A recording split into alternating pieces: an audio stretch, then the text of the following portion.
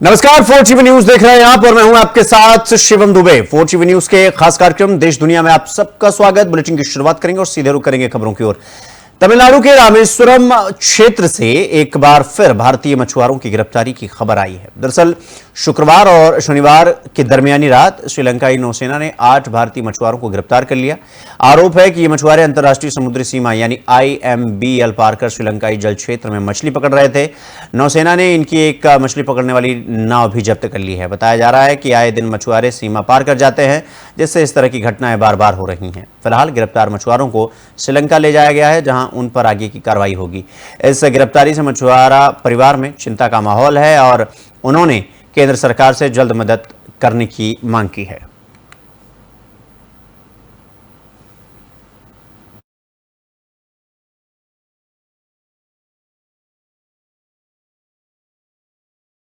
तो महाराष्ट्र के मुदखेड़ में स्थित CRPF का देश का तीसरा सबसे बड़ा प्रशिक्षण केंद्र एक बार फिर चर्चा में आ गया है। दरअसल यहां देश भर के अलग अलग राज्यों में भर्ती हुए अधिकारियों और जवानों को सीधे भर्ती के लिए प्रशिक्षण दिया जाता है और इसी कड़ी में केंद्र में 148 जवानों के एक बैच का दीक्षांत समारोह बड़े उत्साह और गौरव के साथ आयोजित किया गया। दीक्षांत समारोह में देश सेवा के लिए तैयार इन जवानों ने अपने साहसिक और रोमांचक करतब दिखाए, जिन्हें देखकर हर कोई गर्व महसूस कर रहा था। समारोह में मौजूद अधिकारियों ने जवानों का हौसला बढ़ाया और उनके उज्जवल भविष्य की कामना की। यह केंद्र देश को हर साल सैकड़ों अनुशासित और प्रशिक्षित सुरक्षाकर्मी देता है, जो देश की आंतरिक सुरक्षा में महत्वपूर्ण भूमिका निभाते हैं।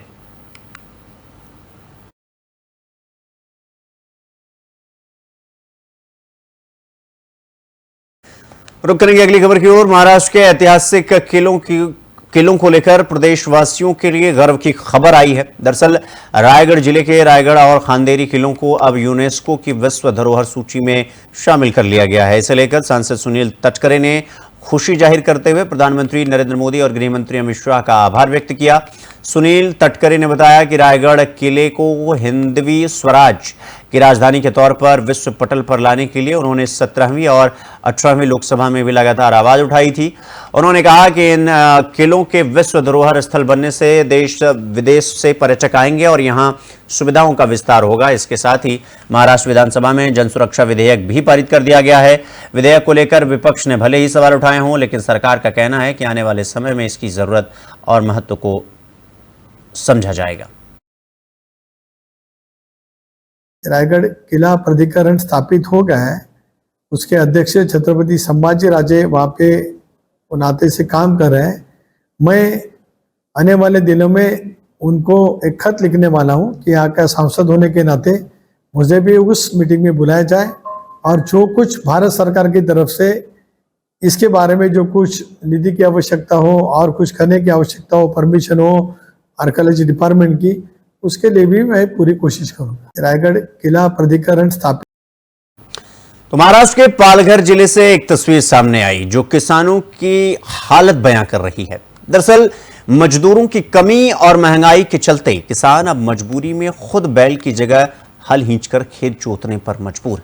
कई जगह किसान यांत्रिक औजारों का सहारा ले रहे हैं, तो इस यंत्रों से कम समय में धान की बुआई कर रहे हैं। ग्रामीण इलाकों में बड़े खेतों में धान की फसल लगाने में अब बहुत खर्चा आ रहा है और ऐसे में मजदूर न मिलने से परेशानी और बढ़ गई है। इसलिए किसान खुद हल चला रहे हैं और फिर छोटे ट्रैक्टर और मशीनों से खेती कर रहे हैं। किसानों का कहना है कि अगर मजदूर समय पर न मिले तो फसल का नुकसान होता है और लागत भी बढ़ जाती है। अब किसानों ने खेती में मशीनों के इस्तेमाल को अपना उपाय माना है ताकि कम समय में ज़्यादा खेतों में धान लगाया जा सके।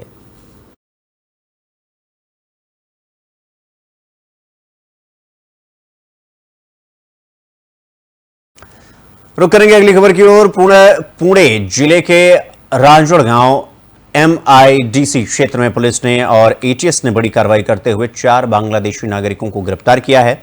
ये सभी आरोपी कारेगांव में बिना वैध पासपोर्ट और वीजा के पिछले 2 साल से अवैध रूप से रह रहे थे। पुलिस को गुप्त सूचना मिली, जिसके बाद ATS पुणे ग्रामीण और रांजणगांव पुलिस ने संयुक्त छापेमारी की। चारों विदेशी नागरिक नकली आधार कार्ड बनवाकर भारत में छिप कर रह रहे थे और गिरफ्तार आरोपियों के खिलाफ भारतीय दंड संहिता और पासपोर्ट अधिनियम के तहत केस दर्ज किया गया है। फिलहाल सभी को कोर्ट में पेश कर पुलिस ने कस्टडी में भेज दिया है। यह कार्रवाई अवैध घुसपैठ और फर्जी दस्तावेज के खिलाफ पुलिस की सख्ती को दर्शाती है। पुलिस की जांच अभी भी जारी है। तो ये रांजड़ गांव में 4 बांग्लादेशी नागरिकों को पुलिस ने गिरफ्तार किया है और ये चारों बांग्लादेशी इस वक्त आप अपने टीवी स्क्रीन पर देख रहे हैं जिनको गिरफ्तार किया है। तो आपको बता दें कि सूचना के आधार पर महाराष्ट्र पुलिस, पुणे पुलिस और ATS ने साझा कार्रवाई की और कार्रवाई के बाद इन चारों को गिरफ्तार किया, जो कि बांग्लादेश के रहने वाले बताए जा रहे हैं और 2 साल से भारत में रह रहे थे। नकली आधार कार्ड है इनके पास, नकली प्रूफ है, जबकि असली ना इनके पास पासपोर्ट है, ना वीजा है और ना ही इनके पास किसी तरीके का परमिशन है, एंट्री परमिशन है। लेकिन ये भारत में रह रहे थे और अवैध रूप से रह रहे थे। हालांकि पुलिस लगातार जांच पड़ताल कर रही है।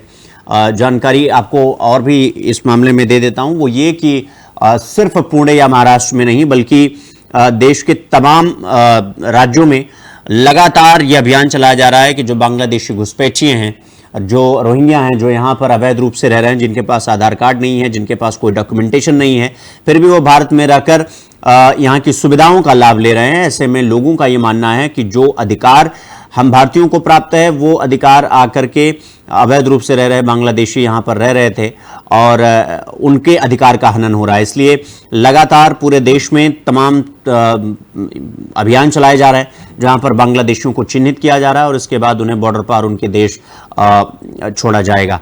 तो आपको बता दें कि बिना पासपोर्ट वीज़ा के ये लोग रह रहे थे और ये तस्वीर भी सामने आई है। तो ATS यानी एंटी टेररिस्ट स्क्वाड और पुलिस की साझा कार्रवाई के चलते ये बड़ी सफलता हाथ लगी है, जिसमें पुलिस ने इन चारों को गिरफ्तार किया है। इनके पास से नकली आधार कार्ड, नकली आइडेंटिटी प्रूफ, नकली इनके पास दस्तावेज थे, ये अवैध रूप से रह रहे थे। हालांकि सूचना के आधार पर पुलिस ने तत्परता दिखाते हुए इन चारों को गिरफ्तार किया है। फिलहाल पुलिस इस पूरे मामले में जांच पड़ताल करने में जुटी हुई है कि इनके साथ और कितने लोग थे, अगर आए हैं तो कहाँ हैं, उनके पास प्रूफ है या नहीं है, या इन्हें भेज रहा है तो कौन भेज रहा है, ये कैसे भारत आ रहा है। ऐसे तमाम सवालों के जवाब ATS और पुणे पुलिस जुटाने में लगी हुई है। ऐसे तमाम सवालों के जवाब ढूंढने में पुलिस लगी हुई है।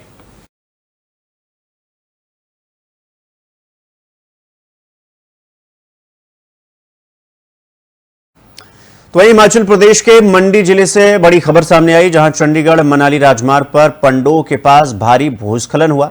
भूस्खलन के कारण लगभग 4 मील के निशान पर हाईवे पूरी तरीके से अवरुद्ध हो गया और इस वजह से दोनों तरफ, हाईवे के दोनों तरफ लंबा जाम लग गया।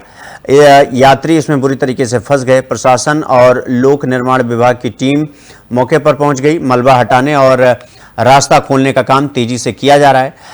भारी मशीनों की मदद से सड़क को साफ किया जा रहा है। हालांकि बारिश के चलते काम में तमाम तरह की दिक्कतें भी आ रही हैं। आपको बताते चलें कि प्रशासन ने यात्रियों से अपील भी की है कि वो चंडीगढ़ मनाली हाईवे पर सफर करते समय पूरी सावधानी बरतें और बिना जरूरी काम के यात्रा, अगर जरूरी काम ना हो तो यात्रा को टाल दें। मौसम विभाग ने अगले कुछ दिनों तक बारिश का अलर्ट भी जारी कर दिया है। प्रशासन ने वैकल्पिक मार्गों के इस्तेमाल की सलाह दी है ताकि लोगों को परेशानी ना हो। फिलहाल मलबा हटाने का काम लगातार किया जा रहा है और जल्द ही हाईवे को सामान्य करने की पूरी कोशिश की जा रही है। तो आपको बता दें कि चंडीगढ़ मनाली हाईवे पर पंडोह जगह पर ये लैंडस्लाइड हुआ है, जो इस वक्त आप टीवी स्क्रीन पर देख रहे हैं, जहां पर JCB को लगा करके उस रास्ते को साफ किया जा रहा है, उस रास्ते को क्लीन किया जा रहा है ताकि जो इस पार से लेकर उस पार तक जो आप ये लैंडस्लाइड देख रहे हैं, इस पार से लेकर उस पार जो यात्री हैं जो इस पार से उस पार जा रहे थे, वो जो खड़े हैं आसपास, आप इस वक्त देख सकते हैं कि वो किस तरीके से परेशान हैं। लेकिन प्रशासन लोगों से अपील कर रहा है कि अगर ऐसी स्थिति है तो आप, अगर बहुत ज़रूरी नहीं है तो फिर यात्रा को टाल दें। चूंकि हिमाचल प्रदेश में मौसम विभाग से लेकर के तमाम तरह के जितने भी डिपार्टमेंट हैं, सबने हिमाचल को इस बात को लेकर के आश्वस्त किया है कि हिमाचल में अभी समस्या टली नहीं है। तो जल, जंगल, जमीन और तीनों में पूरी तरीके से चुनौतीपूर्ण हिमाचल प्रदेश के मंडी की यह तस्वीर आप देख रहे हैं, जहां पर पहाड़ के दरकने, जिसे आप इंग्लिश में लैंडस्लाइड कहते हैं, वो जो है भूस्खलन आपको दिखाई दे रहा होगा। एक लंबी कतार आपके रोड के लेफ्ट और एक लंबी ही कतार उतनी लंबी आपको राइट की तरफ भी दिखाई देगा। यानी कि इससे साफ तौर पर ये पता चल रहा है कि लोग इस लैंडस्लाइड होने की वजह से कितना प्रभावित हुए हैं, कितनी देर तक उन्हें जाम के झाम से जूझना पड़ा होगा। और ये पूरा चंडीगढ़ मनाली हाईवे और पंडो में ये भूस्खलन हुआ है। तो अगर आप उस रास्ते से जा रहे हैं तो या तो ऑप्शनल वे को चुनें या किसी वैकल्पिक मार्ग को चुनें, जिसे हिंदी में कहते हैं। और अगर आप बहुत ज़रूरी नहीं है तो फिर आप जो है जो ये यात्रा है उसको टाल सकते हैं फिलहाल के लिए।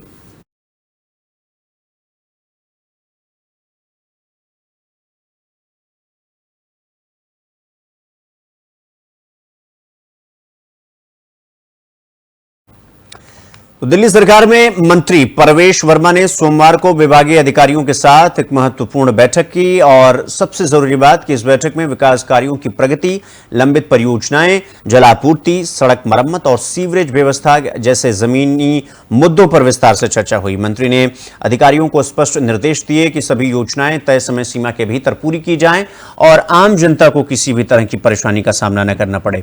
परवेश वर्मा ने यह भी कहा कि अधिकारी क्षेत्रीय दौरे कर हालात का प्रत्यक्ष आकलन करें और समस्याओं का त्वरित समाधान सुनिश्चित करें।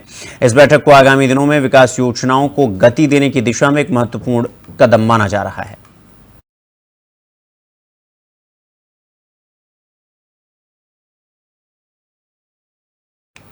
रुक करेंगे अगली खबर की ओर। कांग्रेस संसदीय दल की अध्यक्ष सोनिया गांधी ने आगामी संसदीय मानसून सत्र को लेकर रणनीति तय करने के लिए एक महत्वपूर्ण बैठक बुलाई है।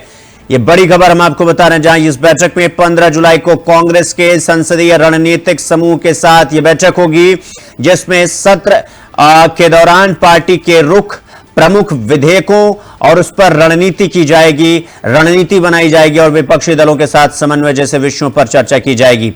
तो ये बड़ी खबर हम आपको बता रहे हैं, जहां सूत्रों के मुताबिक पार्टी ने सभी वरिष्ठ सांसदों को इस बैठक में अनिवार्य रूप से शामिल होने के निर्देश दिए हैं। यह बैठक संसद सत्र से पहले कांग्रेस के लिए दिशा तय करने वाली मानी जा रही है। तो ये बड़ी खबर हम आपको बता रहे हैं, जहां संसद के मानसून सत्र की रणनीति पर चर्चा की जाएगी, किस तरीके से मानसून सत्र में स्ट्रेटजी बनाई जाएगी, रणनीति बनाया जाएगा, किस तरीके से पूरे मानसून सत्र में आगे बढ़ा जाएगा। इसको लेकर कांग्रेस संसदीय दल की अध्यक्षा सोनिया गांधी ने इस बैठक बुलाई है और बैठक में सभी संसदीय जो रणनीतिकार हैं, जो उसके सदस्य हैं, उनका होना बहुत जरूरी है। तो संसद के मानसून सत्र की रणनीति पर चर्चा की जाएगी, महत्वपूर्ण विधेयकों और विपक्ष की साझा रणनीति पर भी फोकस होगा।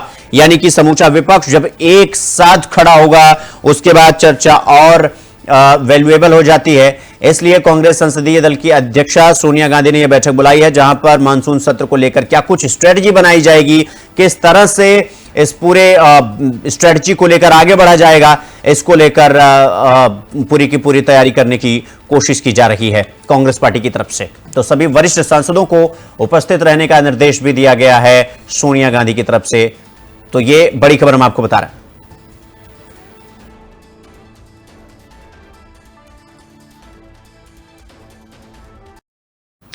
तो पश्चिम बंगाल की राजधानी कोलकाता से आईआईएम कलकत्ता में कथित यौन शोषण के गंभीर मामले में पुलिस ने विशेष जांच दल एसआईटी का गठन किया है। इस 9 सदस्यीय टीमों की अगुवाई डीसीपी साउथ वेस्ट डिवीजन कर रहे हैं। कोलकाता पुलिस ने बताया कि जांच पूरी पारदर्शी और संवेदनशीलता के साथ की जा रही है।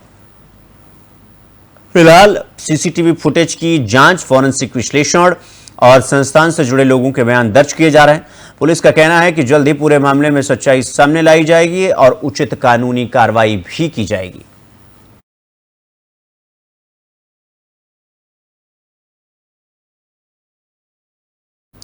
तो महाराष्ट्र के लिए एक गौरवपूर्ण क्षण आया है, जब छत्रपति शिवाजी महाराज के 12 किलों को यूनेस्को के विश्व धरोहर सूची में शामिल कर लिया गया है।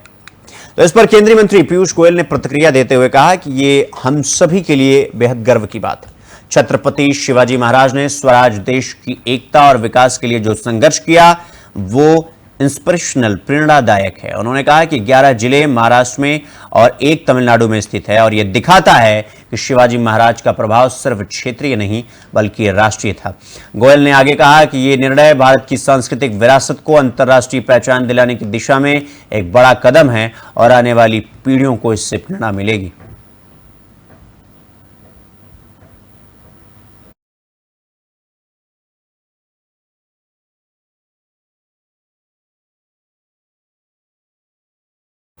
तो वहीं नागपुर में एक कार्यक्रम के दौरान केंद्रीय मंत्री नितिन गडकरी ने एक ऐसा बयान दिया जो सरकार और न्यायपालिका के संबंधों को लेकर चर्चा में आ चुका है। दरअसल नितिन गडकरी ने कहा कि समाज में कुछ ऐसे लोग होने चाहिए जो सरकार के खिलाफ अदालत में याचिका दायर करे, क्योंकि इससे राजनेताओं में अनुशासन आता है। गडकरी ने यह भी कहा कि कई बार अदालती आदेश ऐसे फैसले लागू करवा देते हैं जिन्हें मंत्री भी नहीं ले पाते, क्योंकि वे लोकप्रिय राजनीति से बंधे होते हैं। उन्होंने साफ किया कि न्यायिक हस्तक्षेप लोकतंत्र के लिए जरूरी है और इससे नीतिगत सुधारों को बल मिलता है।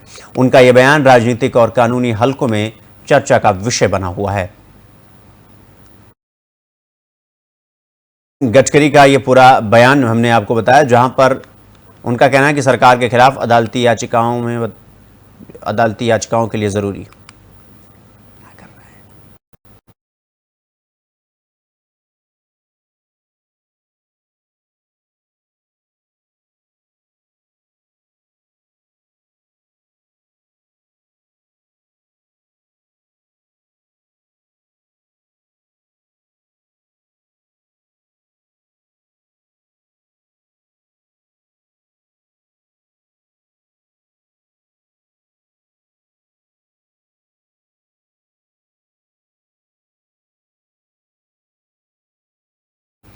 तो अब रुक करेंगे अगली खबर की ओर। दिल्ली में यमुना नदी की स्थिति को लेकर मंत्री प्रवेश वर्मा ने आज पल्ला इलाके का निरीक्षण किया, जहां यमुना नदी हरियाणा से दिल्ली में प्रवेश करती है। निरीक्षण के दौरान उन्होंने नदी के पानी के नमूने लिए, जिन्हें आगे की जांच के लिए भेजा गया। इसका उद्देश्य यमुना की जल गुणवत्ता और उसमें मौजूद प्रदूषण स्तर का पता लगाना है। मंत्री ने अधिकारियों को निर्देश दिए कि पानी की निरंतर निगरानी की जाए और जल शुद्धिकरण के उपायों को तेज किया जाए। प्रवेश वर्मा ने कहा कि सरकार यमुना को स्वच्छ और सुरक्षित बनाने के लिए पूर्णतया प्रतिबद्ध है।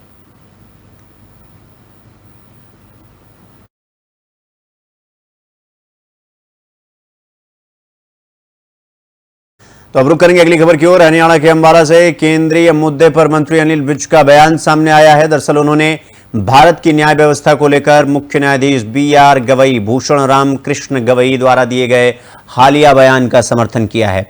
अनिल विज ने कहा, मैं CJI के बयान का स्वागत करता हूं। हर व्यवस्था में सुधार की जरूरत होती है। चीफ जस्टिस ऑफ इंडिया ने न्याय व्यवस्था में पारदर्शिता और समयबद्धता बढ़ाने पर जोर दिया था, जिस पर विज ने सहमति जताई और कहा कि व्यवस्थाओं का समय समय पर पुनरावलोकन आवश्यक है। उनका यह बयान न्यायिक सुधारों को लेकर जारी चर्चा को और गति देने वाला माना जा रहा है।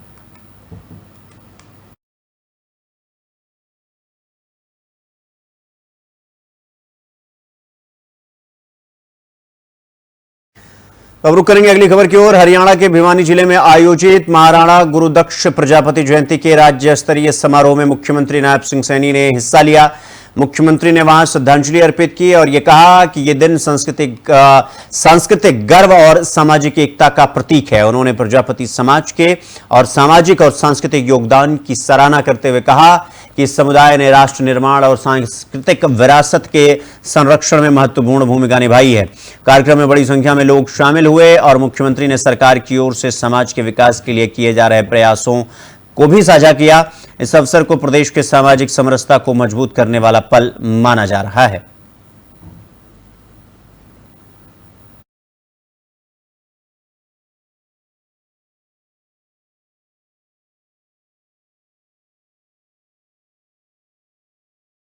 तो अब रुक करेंगे अगली खबर की ओर। महाराष्ट्र के लातूर जिले के रामलिंग मुदगढ़ गांव में उस वक्त हड़कंप मच गया जब करीब 200 ग्रामीणों को लाखों रुपए के बिजली बिल थमा दिए गए। इतना ही नहीं, इन बिजली बिलों पर बिजली चोर ग्राहक जैसे अपमानजनक रिमार्क भी लिखे गए, जिसमें लोगों में जबरदस्त आक्रोश फैल गया। ग्रामीणों ने निलंगा शहर के MSEB ऑफिस के बाहर विरोध प्रदर्शन किया और इस मामले की जांच की मांग की। ग्रामीणों का कहना है कि उन्होंने नियमित बिल चुकाए हैं, फिर भी उन्हें भारी भरकम बिल भेजकर अपमानित किया गया। यूसुफ चाँद पाशा शेख ने बताया कि सभी छोटे बड़े दुकानदारों और आम नागरिकों को 50,000 से लेकर 1,25,000 तक का बिल भेजा गया है। ग्रामीणों ने दोषी बिजली विभाग के कर्मचारियों को निलंबित करने की मांग की है। इस पर विभाग के अधिकारी देशमुख ने आश्वासन दिया कि वो गांव जाकर जांच करेंगे और उसके बाद ही कार्रवाई का निर्णय लिया जा सकेगा। तो ये